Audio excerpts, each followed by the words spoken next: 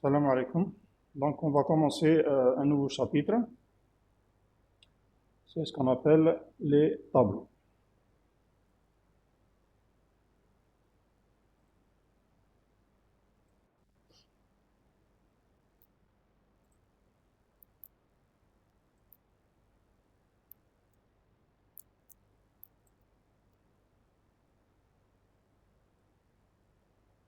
Voilà.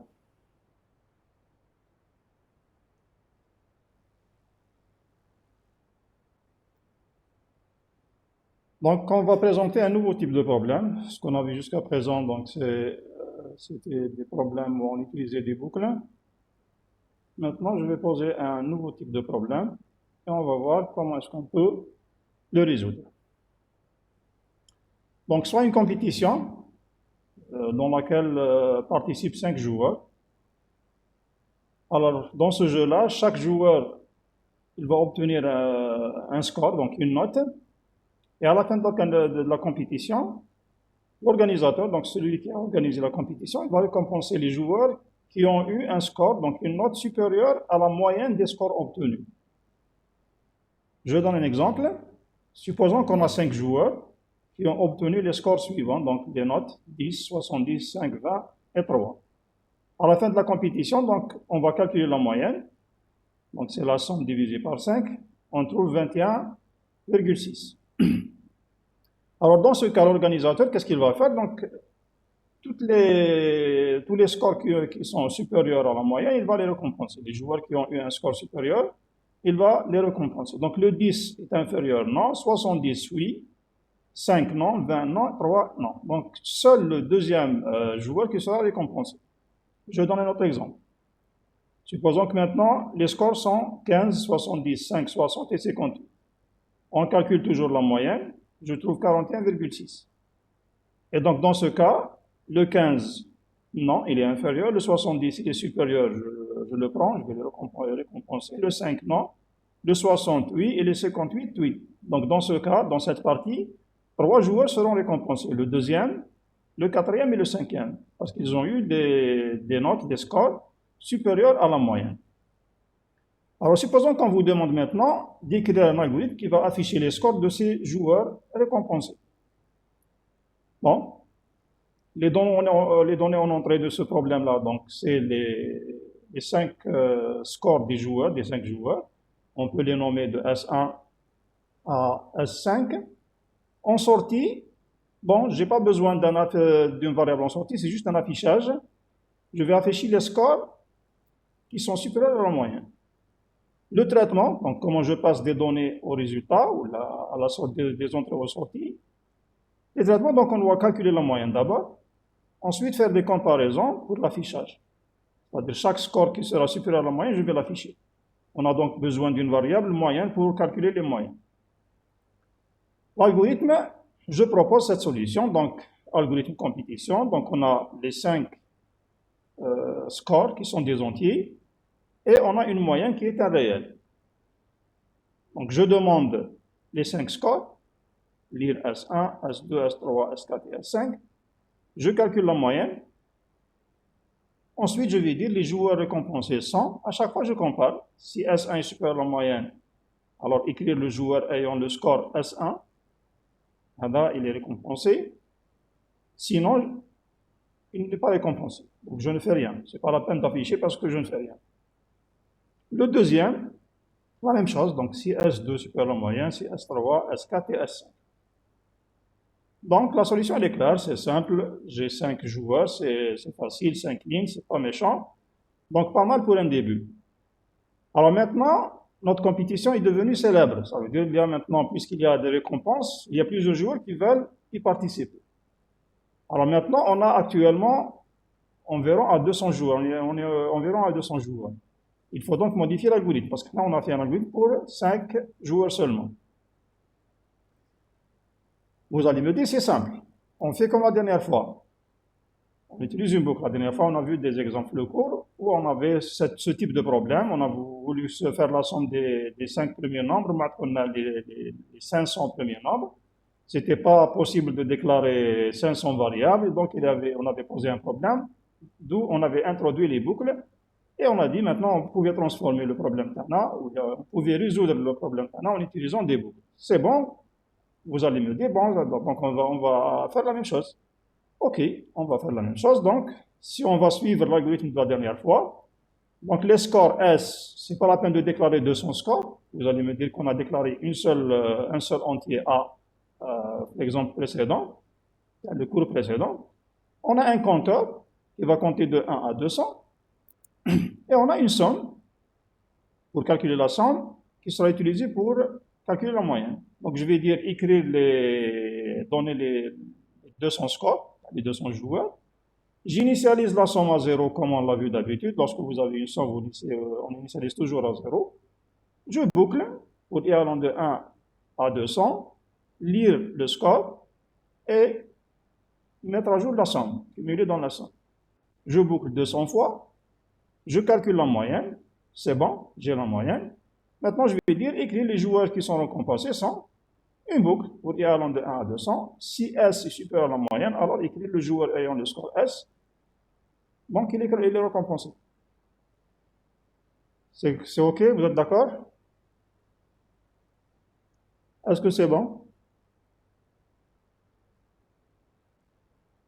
Alors, je trouve que vous avez dit oui. Pour moi, non. Il y a un problème. Il y a un problème dans cette boucle d'affichage. Jusqu'au calcul de la moyenne, je suis d'accord. Jusque-là, je suis d'accord, totalement, entièrement d'accord.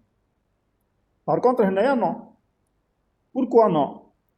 C'est parce qu'on a utilisé une seule variable S, et donc lorsqu'on est en train de lire, vous savez bien qu'une lecture écrase ou bien efface ce qui était avant. Alors je vois là, vous dites comment la moyenne est calculée. La moyenne, c'est ça. C'est la somme des notes divisée par le nombre de notes. C'est la formule de la moyenne. Qui va la moyenne? Donc vous faites la somme des différents scores, la somme des différentes notes des joueurs, et je divise par le nombre de joueurs. 1 10, 1 20, la moyenne c'est 10 plus 20 divisé par 2. Par la boucle, on l'a vu la dernière fois, par la boucle, je vais faire la somme, je vais calculer la somme de la boucle, donc de 1 à 200, je demande le score du joueur 1, le score du joueur 2, le score du joueur 3, le score du joueur jusqu'à 200, et à chaque fois je cumule, je fais la somme égale la somme, l'ancien, qui était 0, plus le score du 1, plus le score du 2, plus le score du 3, donc je suis en train de calculer la somme ici.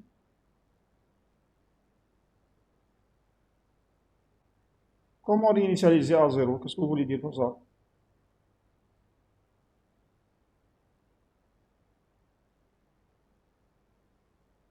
Addo, qu'est-ce que tu initialises à 0?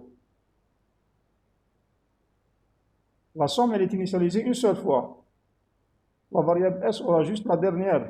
Oui, c'est ce que je dis, c'est ce que j'ai dit. J'ai dit, à chaque fois j'écrase, et ça veut dire que à la fin, la variable S ne contient qu'une seule variable, c'est la dernière. Le deuxième pour, c'est un pour à l'affichage. Le premier pour, c'est la lecture des S, on est les S, S1, S2, S3, S4, S200. Je calcule la moyenne, c'est la somme des différents scores divisé par le nombre de joueurs. Théoriquement, je dois, tout à l'heure, j'avais fait si S1 est supérieur, si S2 est supérieur. Donc, on parle de 1 à 200. Donc, si le S1 est supérieur à la moyenne, j'affiche son score, ça veut dire qu'il sera récompensé. Le deuxième, troisième, jusqu'au 200e. Mais le problème qui se pose ici, c'est que, puisqu'on a utilisé une seule variable, donc à la fin, le S contient la dernière valeur, le dernier score du joueur numéro 200. Et donc, la boucle je vais afficher le score le dernier seulement. Il n'y a pas plusieurs S. Il y a un seul S, une seule variable. Et donc, puisqu'il y a une seule variable, je ne vais pas voir les notes des anciens joueurs. C'est ça le problème. Théoriquement, c'est correct. Théoriquement, on les voilà, une boucle pour lire et une boucle pour afficher. Mais le problème, c'est que la variable, cette variable-là, c'est une case mémoire. Et donc, à chaque fois que vous lisez la nouvelle valeur, le nouveau score, l'ancienne, elle est effacée. Et donc, à la fin, je n'ai que la dernière valeur. Le dernier score d'un joueur, le dernier joueur. Donc, ce n'est pas une solution. C'est clair? Le problème, il est juste dans cette boucle. J'ai dit que du début, le calcul de la moyenne, c'est OK. Je suis entièrement d'accord. Ça veut dire quoi? Ça veut dire que la solution, malheureusement, ça n'a pas marché cette fois. La dernière fois, on avait proposé presque la même chose. Ça marchait. Pourquoi? Parce que les éléments qu'on avait lus, je n'avais pas besoin de leur historique. Je n'avais pas besoin d'avoir toutes les valeurs en même temps. Par contre, donc, on est obligé de déclarer 200 variables et d'écrire 200 lignes. Malheureux. On a dit la dernière fois, ce n'est pas le moment d'être dans ces situations. Il fallait réfléchir. Il fallait trouver une solution. On a un problème, oui, mais ça ne veut pas dire qu'on va reculer maintenant. On a une idée là. Une bonne idée, quoi? On va réfléchir à un match de foot. Dans un match de foot, donc vous avez deux équipes, une contre deux, l'Algérie contre la Colombie par exemple.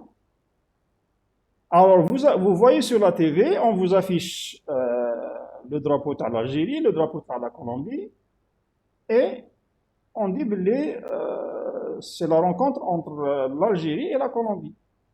Mais vous avez des joueurs de l'équipe d'Algérie et vous avez des joueurs de l'équipe de la Colombie. Et dans un match de foot, on ne va pas parler et dire que A, B, C, c'est-à-dire les joueurs à dos, ils vont jouer contre X, Y et Z. On n'a jamais vu ça. Chaque fois, le speaker, le rapporteur, il va dire que c'est l'équipe telle A contre l'équipe 2. Mais l'équipe 1, elle est composée de joueurs. Et chaque joueur possède un numéro. Et lorsque le rapporteur commence à rapporter le match, qu'est-ce qu'il va dire? Lorsqu'il va, par exemple, dire que la balle elle est chez tel joueur, s'il oublie son nom, il peut utiliser son numéro. Donc il n'est pas forcé de connaître le nom de tous les joueurs. Bon, si c'est des équipes qu'il connaît, donc il peut reconnaître les noms, donc chaque joueur avec son nom. Mais sinon, il peut simplement dire que c'est le joueur numéro X de l'équipe 1. Ça veut dire que vous avez des joueurs à manipuler, je peux les regrouper en équipes et parler d'équipe contre équipe, comme je peux manipuler chaque joueur à part. L'idée est là. Donc l'idée est de regrouper les variables dans un ensemble de variables, qu'on lui donne un nom, c'est le nom de l'équipe, et identifier chaque variable par son numéro.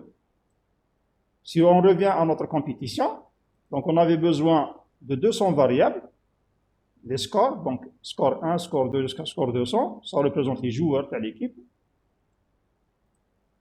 Donc si on passe en mémoire, ça va être chaque variable, chaque score, il sera représenté par une case mémoire. On a, c'est pratiquement impossible de déclarer 200 variables. On peut, bon, à la limite 200, j'accepte. Mais supposons que la compétition devient encore plus célèbre, on dit que 1000 joueurs. Est-ce qu'on va être possible, est-ce que ça sera possible de déclarer 1000 variables et ensuite lire, c'est-à-dire comparer, faire 1000 comparaisons, donc 1000 lignes? Impossible, c'est pratiquement impossible. Donc il faut penser à une autre solution. Donc la solution, c'est quoi? C'est de dire que je vais regrouper tout ça dans une équipe. Au lieu de déclarer chaque variable à part, je déclare une équipe. Donc nous allons les regrouper. Ensuite, chaque variable, elle sera reconnue par juste son numéro. Ce n'est pas la peine de donner le nom. Et donc, je vais avoir ça. Je regroupe toutes les variables l'une à côté de l'autre. Chacune, elle a un numéro de 1 jusqu'à 200. Et je vais nommer toute cette équipe-là, je la nomme S. Et maintenant, je peux déclarer, au lieu de déclarer de S1 à S200, je déclare une équipe. Et je vais dire que l'équipe Hadia, elle contient 200 joueurs, c'est tout. C'est exactement ce qu'on appelle un tableau. Donc si on revient à la définition informatique, on dit qu'un tableau est une structure de données qui sert à stocker dans une même variable un nombre fini d'éléments de même type. Et chaque élément du tableau est identifié par un indice, un numéro. Ça veut dire qu'au lieu de déclarer plusieurs variables en même temps, je déclare une seule. Elle doit avoir un nombre fini d'éléments regroupés. Et ces éléments-là doivent être du même type. Une équipe de foot, par exemple, des joueurs qui font du karaté ou qui font de la boxe, par exemple. Si je prends des joueurs de foot, c'est des joueurs de foot. Si je prends des joueurs de handball, ce sera des joueurs de handball. Si واحد يدير tennis, يدخل في l'équipe تاع handball, par exemple. Alors, comme tout objet, on a dit qu'on va les regrouper dans une variable, un objet. Et on a vu que chaque objet, il était défini par les fameux trois caractéristiques qu'on a vu les premiers cours. Donc, un nom, un type et une valeur. Alors là, en plus de ça, en plus du nom, du type et de la valeur, qui sont des caractéristiques standards à tout objet informatique, puisque ça c'est une nouvelle structure, on lui rajoute une autre caractéristique, qui est la taille. Le nom, donc c'est l'identificateur du tableau, c'est le nom de la variable. Le type du tableau, c'est le type commun de ces éléments qui le regroupent, parce qu'on a dit qu'il regroupe des éléments du même type. Donc le type commun des éléments, ça sera le type du tableau. La valeur du tableau, c'est la valeur des différents éléments qui composent le tableau, parce qu'on a dit qu'il stocke plusieurs éléments dans un nombre fini. Justement, le nombre fini, c'est la taille. Donc la taille, c'est le nombre d'éléments qui le regroupent. Donc lorsqu'on parle de tableau, vous avez le nom du tableau, vous avez le type du tableau qui est le type de ces éléments, vous avez la valeur du tableau qui est la valeur des différents éléments qui le regroupent, et vous avez la taille du tableau qui est le nombre d'éléments qui le regroupent. C'est très simple. Donc à partir de maintenant, on manipule une équipe au lieu de manipuler des joueurs chacun à part. Alors on distingue deux types de tableaux. Il y a ce qu'on appelle les tableaux à une dimension, appelés aussi des vecteurs, et on a des tableaux à deux ou bien plusieurs dimensions. Ce que nous allons voir, c'est juste la deuxième dimension. Mais sachez qu'il y a des tableaux à plusieurs dimensions. Donc, ou bien des tableaux simples, linéaires, sur une dimension, c'est comme des vecteurs pour la géométrie en mathématiques, ou bien des tableaux à deux dimensions, c'est ce que représentent les matrices en mathématiques. Plusieurs dimensions, c'est lorsqu'on fait intervenir des tableaux dans l'espace, ou bien on fait intervenir la dimension de temps, la quatrième dimension, donc ça devient un tableau avec 4 dimensions, ainsi de suite. Bon, nous allons commencer avec le plus simple, qui est les vecteurs, donc les tableaux à une dimension. Alors si on revient à notre informatique, à notre machine, il faut dire à la machine que je vais utiliser une variable de type tableau. Comment le faire? La déclaration, donc, voilà comment je vais la faire. Comme toute variable, comme on a l'habitude de déclarer des variables, donc je donne le nom du tableau, l'identificateur du tableau, ID tab. Maintenant, on apprend un nouveau mot-clé. Le voilà, tableau. Donc je vais dire ID hada, ce n'est pas une variable simple. Vous vous souvenez que lorsqu'on avait fait les premiers cours, je vous ai dit, vous avez les 5 types de base. Et ensuite, à chaque fois qu'on avance dans le cours, on va définir d'autres structures, d'autres types. Et bien voilà, le premier type qui n'est pas simple, c'est-à-dire qui n'est ni entier, ni réel, ni caractère, ni booléen, ni... qu'est-ce qu'on avait vu? Les 4, je pense. Entier, réel, caractère et booléen. Voilà, les 4. Alors dans ce cas, ce n'est pas un entier, ce n'est pas un réel, ce n'est pas un booléen, ce n'est pas un caractère, mais c'est un ensemble de tout ça. C'est un ensemble d'entiers, c'est un ensemble de booléens, c'est un ensemble de caractères, c'est un ensemble de réels. Donc, j'utilise un nouveau mot-clé qui s'appelle tableau. Lorsque la machine voit tableau, ça veut dire qu'elle va savoir que je vais avoir plusieurs variables qui sont l'un à côté de l'autre, c'est comme des frères adjacents. De quoi? Donc, quel est le type de ces éléments? Je donne le type des éléments. Alors, la dimension, celle-là, je peux la représenter comme étant BI, la borne inférieure, et je mets point, point, la borne supérieure. Ça vous fait rappeler le cas des caveaux. Alors, en général, on vous dit que BI est égal à 1 et BS, c'est un maximum. Et ce maximum-là, c'est justement la taille du tableau. Donc, je peux déclarer une deuxième version, une deuxième syntaxe de la déclaration de taille du tableau. Je peux dire ID, tab.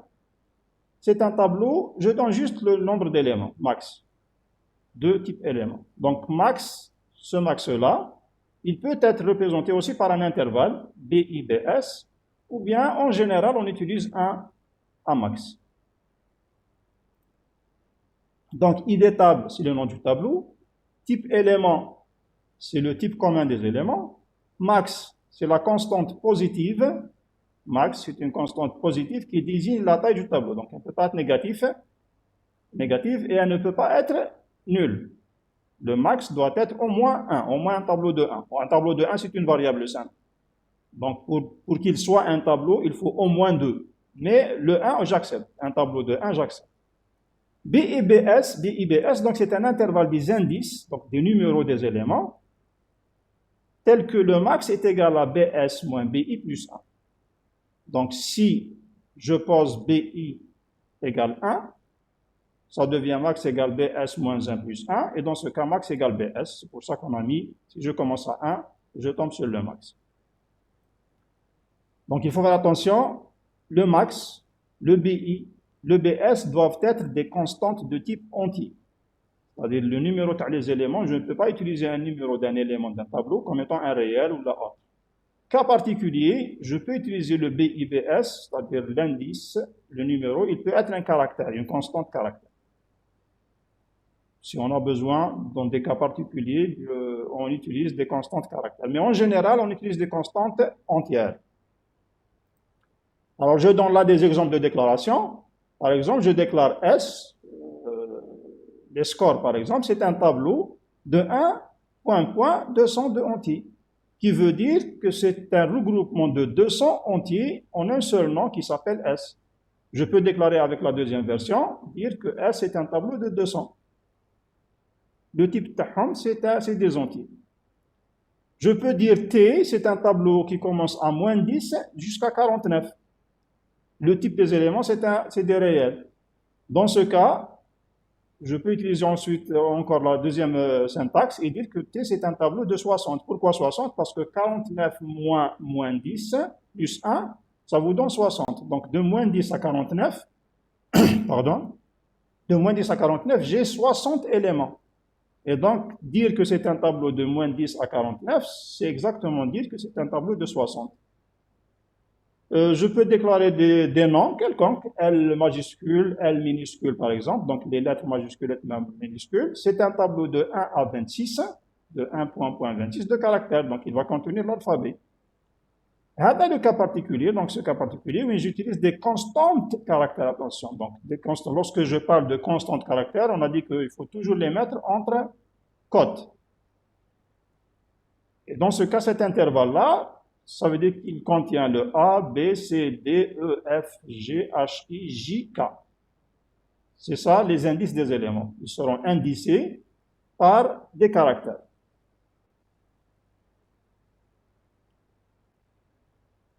Bien.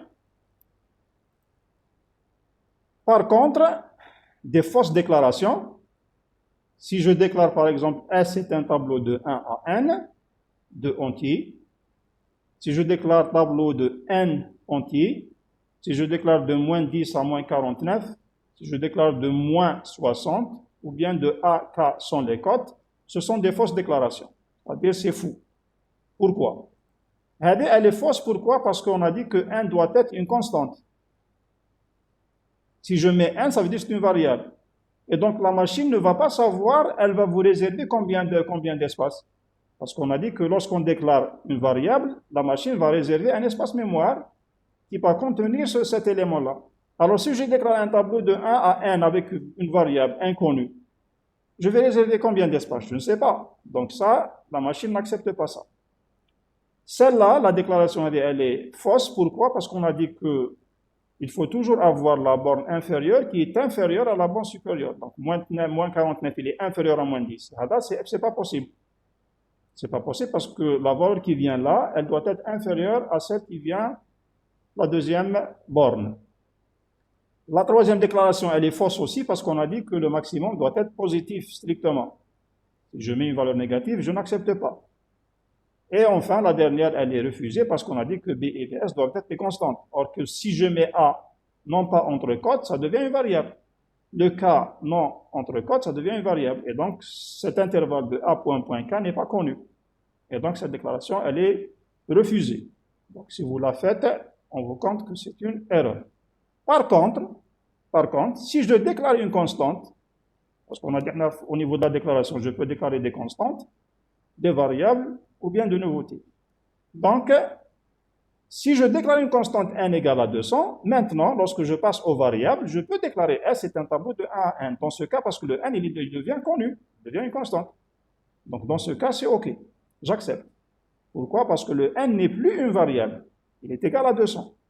Et puisque la machine passe d'abord par les constantes, donc elle sait qu'est-ce que c'est que n. Et donc, lorsque vous demandez une réservation de 1 à n, elle sait bien que ce n est égal à 200. OK, c'est bon, je continue. Oui, monsieur. Bien. Alors, une fois qu'on a déclaré maintenant, qu'est-ce qu'on peut faire avec ces tableaux-là? Quelles sont les opérations qu'on peut effectuer sur les tableaux? Parce qu'on a vu que chaque fois qu'on a défini un type, on a défini le type entier, je vous ai dit, le type entier, voilà ce qu'on peut faire. Les opérations qu'on peut appliquer, voilà ce que peut contenir l'entier. On est passé au réel, la même chose, ainsi de suite. Alors vous dites pourquoi A et K sont de type entier? Non, j'ai dit que si je mets A et K sans les cotes, ça devient des variables. C'est des identificateurs, c'est des noms. Et donc, ils sont inconnus. S'ils sont inconnus, je n'accepte pas. Toute borne inconnue n'est pas acceptée dans la déclaration des tableaux. Il faut que les éléments des indices, les représentants des indices doivent être des constantes, caractères ou bien entiers. Et en général, c'est des entiers. Avec les codes, ça devient une constante. Ça veut dire qu'il va prendre le code ASCII de A, et non pas le A comme étant un nom de variable. Donc, le code ASCII de A, c'est un 60 de quelque chose comme ça. Donc, si je mets le A entre codes, c'est comme un numéro. C'est pour ça qu'on accepte les caractères entre codes. C'est clair? Alors, qu'est-ce que je peux faire avec les tableaux? On a dit que lorsqu'on avait introduit les entiers, les réels, les booléens, les caractères, on avait dit à chaque fois, qu'est-ce que je peux faire avec? Maintenant, qu'est-ce que je peux faire avec les tableaux?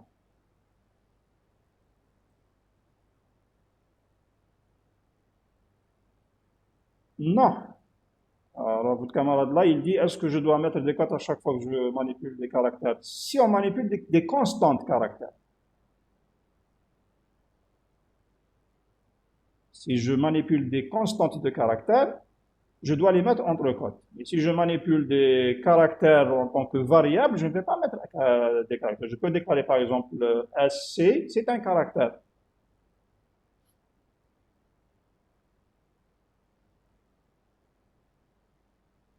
Pourquoi écrire entier et non pas caractère? À quel niveau là? Mort. Vous avez écrit pourquoi on écrit entier et non pas des caractères. Non, lorsque j'ai dit que c'était une fausse déclaration. Je reviens à l'exemple.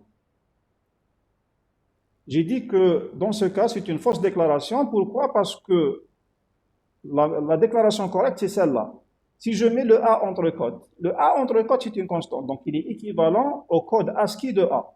Donc, c'est équivalent à quelque chose comme 60 ou la 61, je ne sais pas, je ne retiens pas le code ASCII, c'est pas intéressant. Alors, le K entre codes, la même chose. Le K entre codes, c'est la valeur ASCII du K.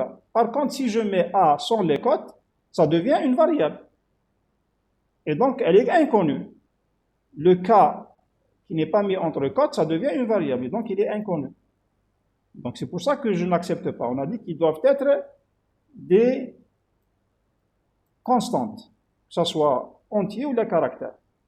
Si c'est des constantes entières telles que 1, 200, moins 10, 49, ou bien des constantes caractères telles que A entre cotes, K entre cotes, Z entre cotes, ainsi de suite.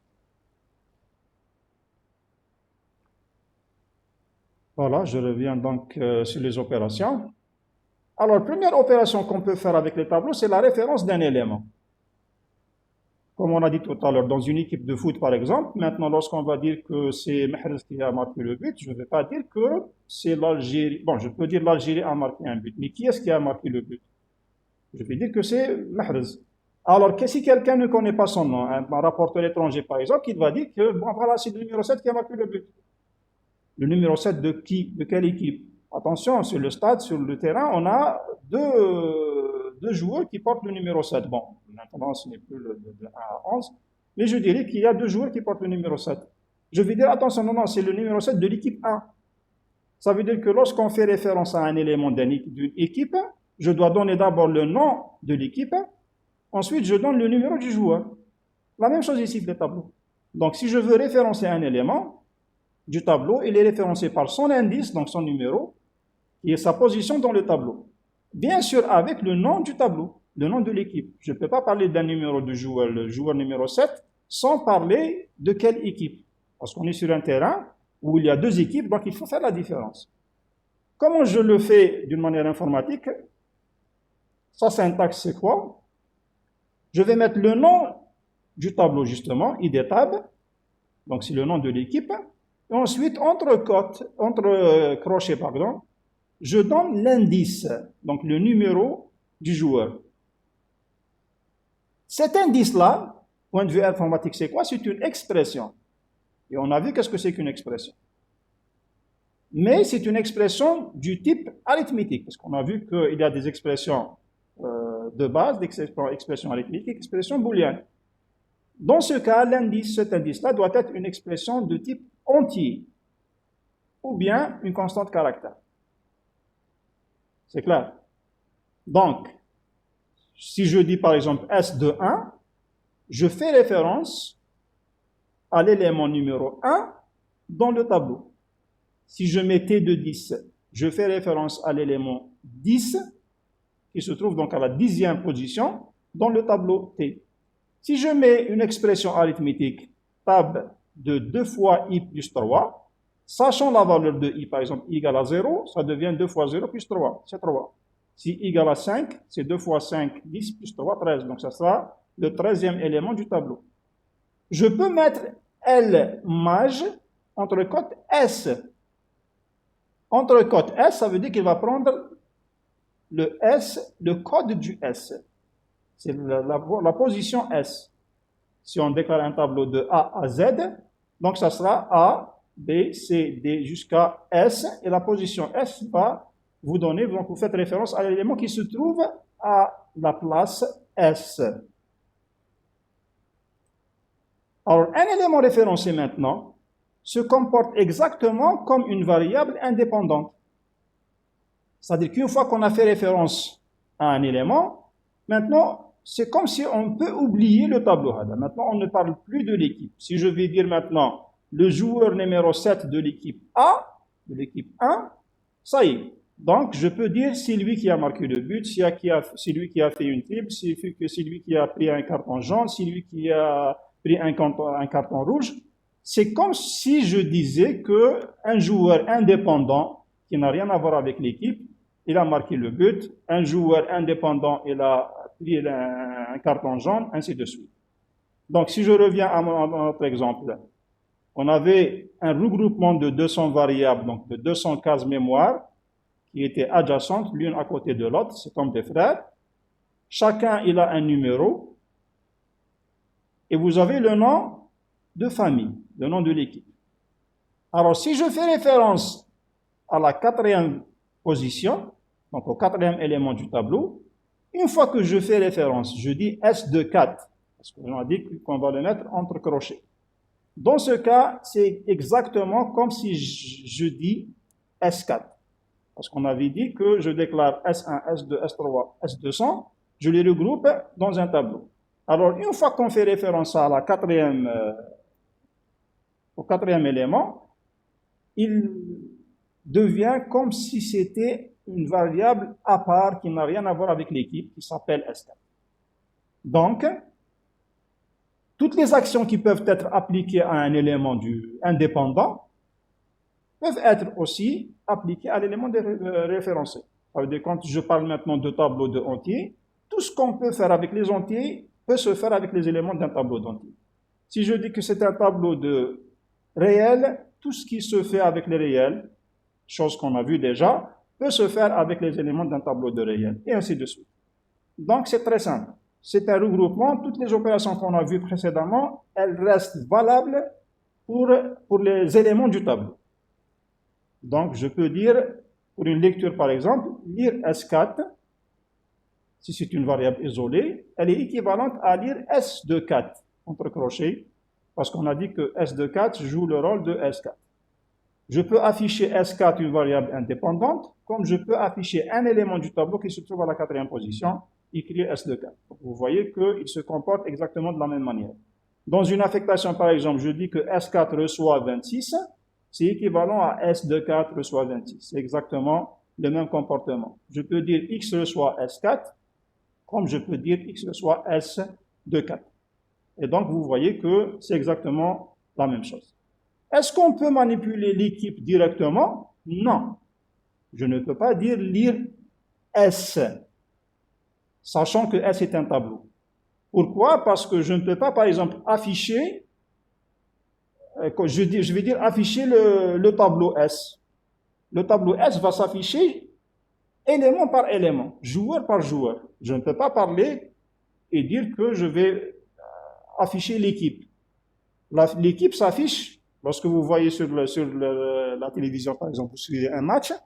Lorsqu'on vous dit c'est un match A contre B, au début du match, on vous donne une liste de joueurs. On ne va pas dire, voilà, j'affiche les éléments d'équipe A et je donne A seulement. Vous devez détailler maintenant. Vous devez détailler et donner élément par élément. Gardien de but, c'est tel, ailier gauche, c'est tel, ailier droit, le central, ainsi de suite. Donc, vous donnez tous les éléments de l'équipe. Là aussi, donc, je ne peux pas manipuler et dire, par exemple, le tableau T reçoit tel. Un tableau ne reçoit pas. C'est un élément du tableau qui reçoit. Afficher un tableau, non. Afficher un élément du tableau, oui. C'est clair? La lecture et l'écriture d'un tableau se fait élément par élément. Je ne peux pas lire le tableau en entier. Donc, si je suppose, par exemple, un tableau, je déclare un tableau de 1 à 4, de point 4, deux entiers. Ça veut dire que c'est un tableau qui est composé de 4 cases. Qu'est-ce qui se passe en mémoire? Je vais réserver 4 emplacements mémoire, contigus, l'un après l'autre, numérotés de 1 à 4, et tout ce bloc-là s'appelle S. C'est bon?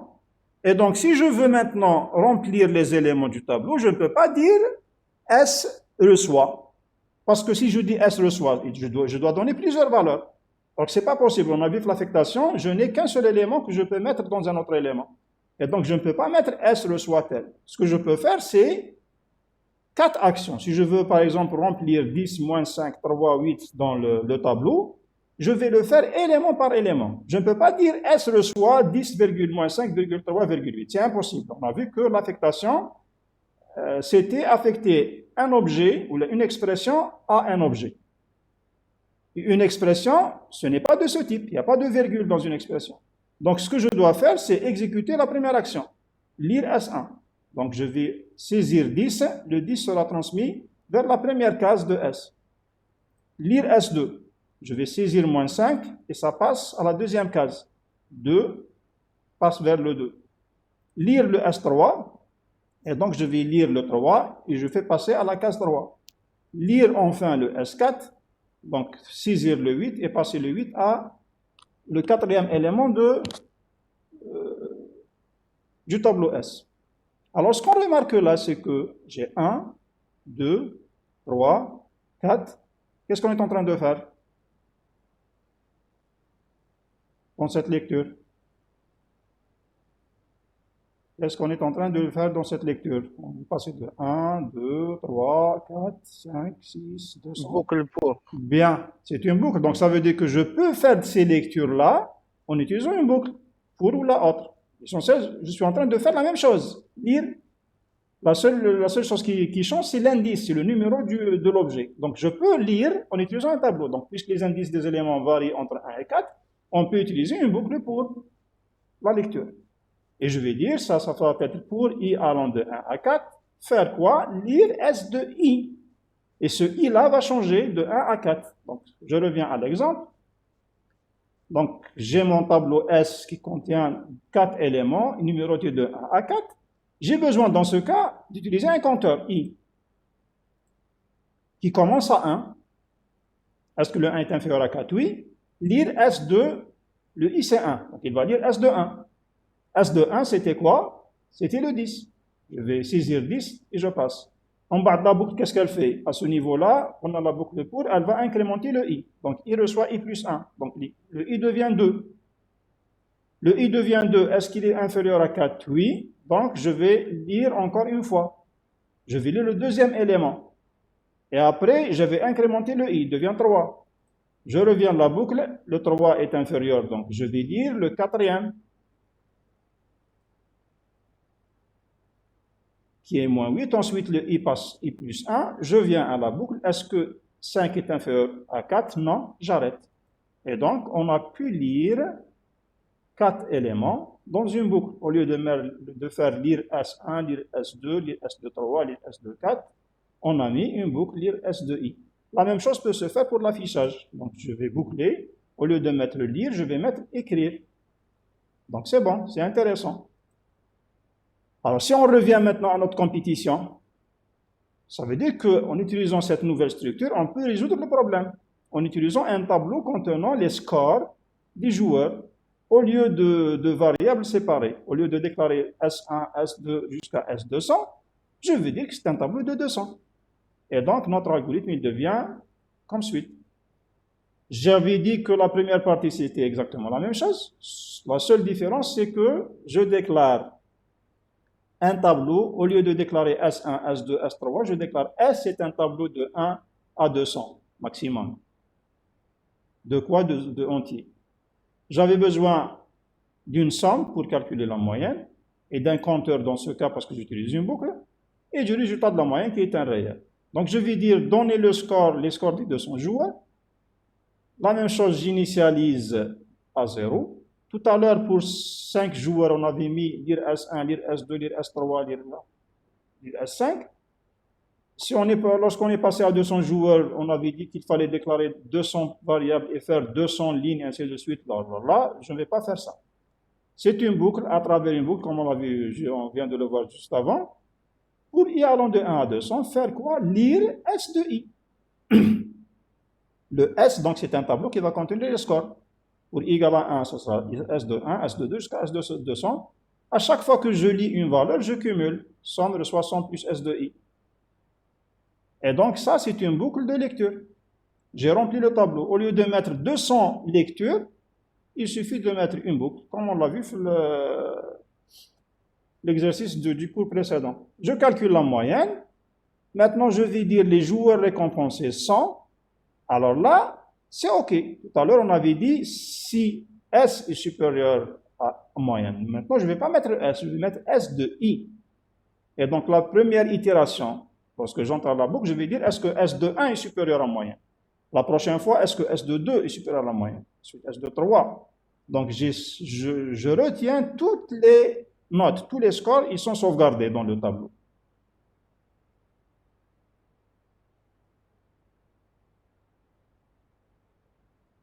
Qu'est-ce que c'est que cette question? C'est quoi l'algorithme?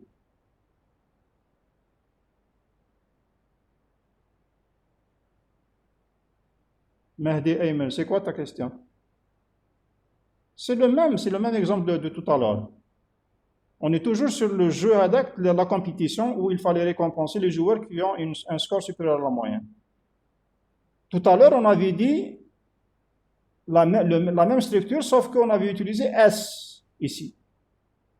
Et on a utilisé S ici. Et on avait dit qu'il y avait problème dans la dernière boucle. Parce que le S ne contenait que la dernière valeur. Alors, dans ce cas, si j'utilise un tableau au lieu d'une variable séparée, le problème est réglé. Bien, c'est compris, tant mieux. Voilà. On peut généraliser maintenant, comme on l'a fait pour le calcul de la somme des n éléments, le chapitre précédent.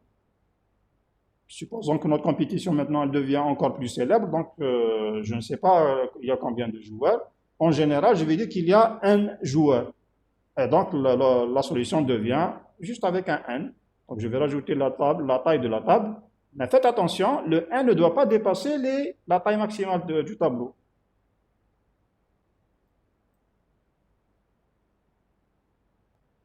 Répétez à partir du deuxième pour. Le deuxième pour, bon, on va le revoir l'exemplaire parce que c'est la même chose. Vous suivez. Donc tout à l'heure, il y avait le n hada, c'était exactement 200. Maintenant, je vais dire que je vais utiliser n. Bon, on ouvre la compétition au maximum à 200 joueurs, mais ça se peut qu'il n'y a que 150 joueurs qui sont venus participer.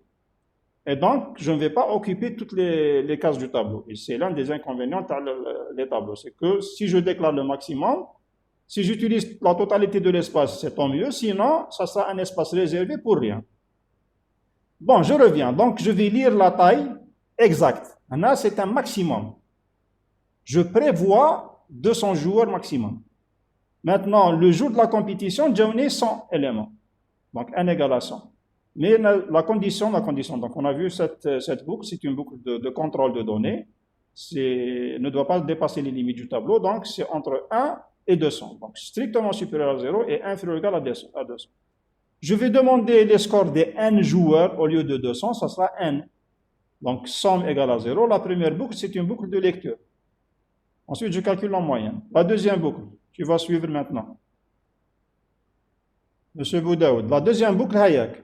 La deuxième boucle, ça veut dire que maintenant, on a saisi toutes les notes, tous les scores, de 1 à 200, de 1 à n dans ce cas.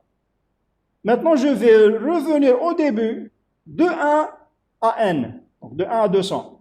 Et je vais dire, est-ce que S de 1, lorsque i est égal à 1, est supérieur à la moyenne? S'il a obtenu un score supérieur à la moyenne, donc je vais écrire que le joueur 1, ayant le score S de i, il est récompensé. La boucle juz le 2. Je vais dire, est-ce que S de 2 est supérieur à la moyenne? Non. Donc, je passe au troisième. Non. Je passe au quatrième. Oui. Donc, je vais dire, le joueur 4, ayant le score S de 4, est récompensé. Et ainsi de suite.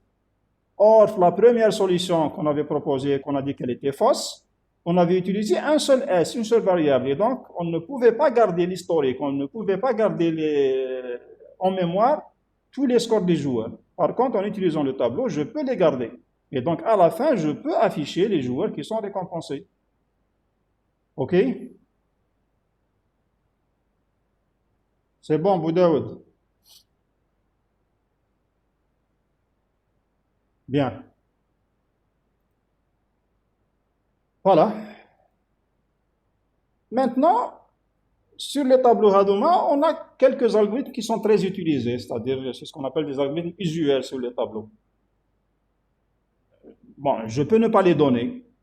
Al-Khlas, est-ce qu'on peut écrire un... Non. Non. On ne peut pas dire Naya, l'exemple précédent. Le n, il est connu en exécution. Donc, tu ne peux pas dire tableau de 1 à n. Si on avait déclaré par contre constante n égale 200, oui. Mais Naya, le n, je reviens de l'exemple, parce que là, c'est une bonne remarque. Ici, j'ai déclaré n comme variable. Il est dans la clause var. Donc, tu ne peux pas mettre tableau de 1 à n alors que le n n'est pas connu. Quand est-ce qu'on connaît le n? C'est après le début, en exécution. Et donc, je ne peux pas déclarer de 1 à n dans ce cas. Bien. Alors, votre camarade, il dit là, si on a reçu plus de 200 joueurs, je n'accepte pas. Donc, je vais faire un affichage au début. La compétition est ouverte au maximum à 200 joueurs. Si je vois il y a plusieurs joueurs qui veulent participer, je vais changer encore et je vais dire, bon, je supporte jusqu'à 1000 joueurs.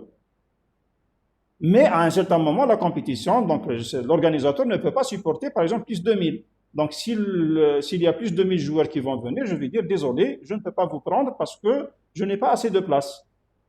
C'est clair? Donc, c'est le maximum que je peux avoir. Ensuite, au moment de l'exécution, lorsque j'ouvre le jour J de la compétition, il se peut que ce n'est pas 200 joueurs qui vont venir. Il se peut qu'il y a moins de 200. Mais j'accepte. Mais plus de 200, non. Plus du maximum, non. Je n'accepte pas. Bien. N'est pas forcément 200 au moment de l'exécution. Mais la réservation, vous réservez 200 éléments. C'est-à-dire, je prévois le maximum. On ne s'est jamais dit on est 200. Si je présente une compétition à 200, j'assume. Mais si on a dit on est 200, non. Je vais préparer des chambres, je vais préparer des restaurations pour 200 maximum. Mais maintenant, le jour J de la compétition, déjà 150, eh bien tant mieux. Les 50 places les réservées, vide. Les 50 repas que tu as prévus, par exemple, ils seront donnés ailleurs, ainsi de suite. J'ai dit que c'est ça, c'est parmi les inconvénients dans le tableau. C'est que si vous réservez un maximum, ensuite au moment de l'exécution, vous n'utilisez pas exactement le maximum, tout ce que vous avez réservé au-delà du nombre réel de participants sera réservé pour rien. Mais ce n'est pas vraiment grave parce que c'est un espace mémoire, mais actuellement il n'est pas vraiment coûteux. Donc je peux accepter ça. Les algorithmes usuels, donc ce sont des algorithmes, ce sont des opérations qu'on fait sur le tableau, c'est des problèmes qu'on ouvre les tableaux. Bon, on n'est pas censé les avoir toutes maintenant, on peut les voir en TD par exemple, mais je donne quand même quelques exemples dans ce cours. C'est ce qu'on appelle des algorithmes usuels sur les tableaux. Donc ce sont des problèmes qu'on retrouve souvent lors de la manipulation des tableaux. Nous allons voir quelques-uns. Par exemple, la recherche d'un élément dans un tableau. Est-ce que vous avez un cours après? Oui, donc je dois m'arrêter à 9 heures. Bon, je vais voir peut-être un type de recherche. Donc la recherche d'un élément dans un tableau, qu'est-ce qui se passe? Donc on vous donne une valeur V et on vous dit, est-ce que cette valeur existe dans le tableau? Par exemple, est-ce qu'il y a quelqu'un qui a eu le score 20? Je me pose la question, est-ce que quelqu'un a eu le score 20 pour l'exemple précédent? Donc je dois faire une recherche. Alors, la recherche, elle dit qu'est-ce qui se passe? Donc le problème consiste à vérifier est-ce que l'élément V existe dans le tableau ou non. Qu'est-ce que je vais faire? Donc, suivant l'organisation des éléments dans le tableau, on distingue différents types de recherche. Là, on va voir 3 types de recherche. Bon, généralement, il y a 3 types de recherche. Il y a ce qu'on appelle la recherche séquentielle. La recherche séquentielle, elle dit qu'est-ce que c'est? Elle est utilisée lorsque les éléments du tableau sont répartis d'une manière aléatoire. Par exemple, Jawahad عنده 10, ensuite 20, ensuite 4, ensuite 2, ensuite 1, ainsi de suite. Donc la répartition, elle est aléatoire. Ça veut dire qu'il n'y a pas un ordre entre les éléments. Alors dans cette méthode, la recherche consiste à parcourir le tableau un par un. Est-ce que le premier عنده 10? Non. Est-ce que le deuxième عنده 10? Non. Est-ce que le troisième عنده 10? Non. Est-ce que le quatrième, ainsi de suite, jusqu'à ce que j'arrive, ou bien je trouve la valeur, ou bien que j'atteins la fin, tel 200e élément, mais la valeur n'existe pas. Je vais dire, personne n'a eu la valeur V. Donc, si je veux simuler, on se donne un tableau T, par exemple, de 7 éléments.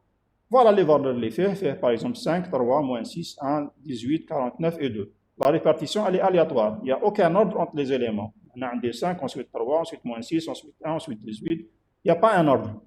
Supposons que je veux chercher la valeur V1, V égale à 1. C'est une valeur qui existe. Qu'est-ce que je fais? Je me positionne au début. Je vais dire, est-ce que 1 est égal, la valeur que je cherche, est-ce qu'elle est différente de 5? Oui, elle est différente. Je passe au suivant. Est-ce qu'elle est différente de 3? Oui, je passe. Différente de moins 6, je passe. J'arrive à 1, est-ce qu'elle est différente? Non, elle est égale. Donc j'arrête et je vais dire que la valeur existe. On arrête la recherche. Un autre cas où la valeur n'existe pas. Par exemple, je prends la valeur V égale à 7. Je fais la même chose. Donc, je commence à partir du début. Différent, je passe, différent de 3, différent de moins 6, différent de 1, différent de 18, différent de 49 et différent de 2, c'est le dernier élément. J'arrête le tableau, c'est la fin du tableau, donc la valeur n'existe pas. Et puisqu'on doit s'arrêter à la recherche, on doit arrêter la recherche, en trouvant l'élément. Par exemple, dans ce cas, je trouve à la 4e position, c'est pas la peine de continuer. J'ai trouvé ça et j'arrête. Et donc, je ne vais pas utiliser un pour, parce que le pour va aller jusqu'à la fin. Donc, j'utilise un tant que je n'ai pas trouvé. Donc, l'algorithme de recherche séquentielle peut se poser comme suite. Donc, je propose un tableau, par exemple, le maximum c'est 100 éléments. Bon, le maximum, il peut être n'importe quoi. J'ai besoin d'un compteur i, d'une taille maintenant exacte, c'est-à-dire au moment d'exécution, je ne vais pas avoir forcément 100, je peux avoir moins. Et j'ai besoin d'une valeur.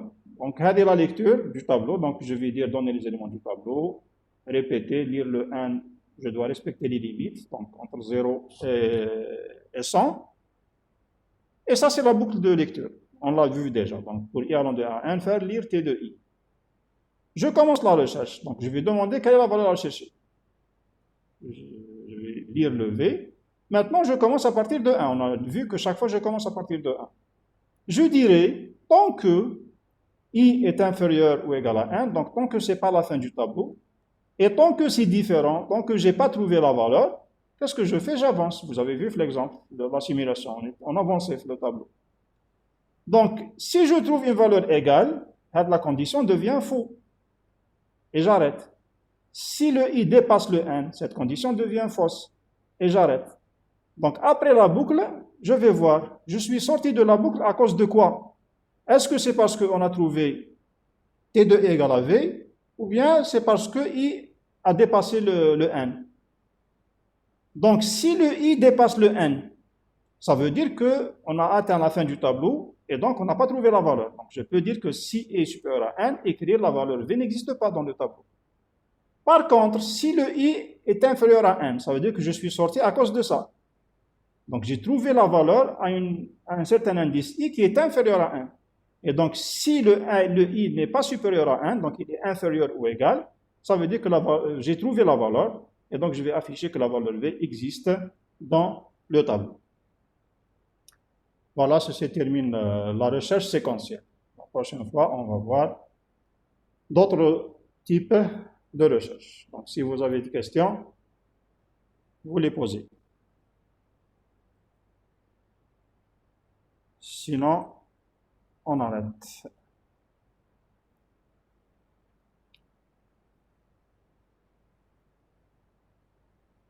Est-ce que vous avez des questions? Monsieur, لو كان نحبوا نعرفوا كونستانت في لابارتي الاخر ديكلاغي لي فاريابل كونستانت Oui. اسكو لازم نمدوا لها قيمه ولا نقدروا حتى كي ندخلوا للبرنامج باش نمدوا له قيمه؟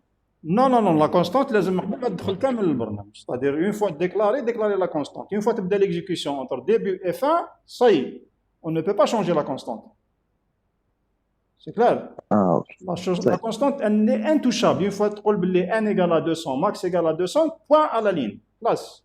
Tu ne peux pas changer au moment de l'exécution. Z. Ida a dit que la valeur qu'on doit chercher, elle existe plusieurs fois dans le tableau. Oui, c'est un autre problème. Là, on va dire que lorsque je la trouve la première fois, j'arrête. C'est pas la peine de continuer. L'essentiel, est-ce qu'elle existe? Bon, elle existe. Donc, le problème, autrement, elle existe combien de fois, c'est autre chose. Peut-être là, on va le voir en TD. Mais pour le moment, est-ce qu'elle existe? Bon, elle existe une fois ou plusieurs fois, l'essentiel, elle existe. Donc, si je trouve la première fois, on peut le elle existe. C'est pas la peine de continuer. Maintenant, le cas, elle existe, elle est apparue combien de fois? Elle existe 5 fois, 10 fois. Dans ce cas, c'est un autre problème. On va voir en TD comme exercice. C'est une bonne question. C'est une bonne question, donc c'est une bonne remarque. OK. Est-ce que vous pouvez envoyer le cours? Bien sûr, comme d'habitude. Après la séance, je vais envoyer le cours. Bon, le TD à 13h30. Donc, on va continuer avec la série dans les boucles. C'est pas les tableaux. Une fois qu'on termine la série, on passe aux exercices de ce cours-là. C'est bon? Merci. Donc, je vais arrêter.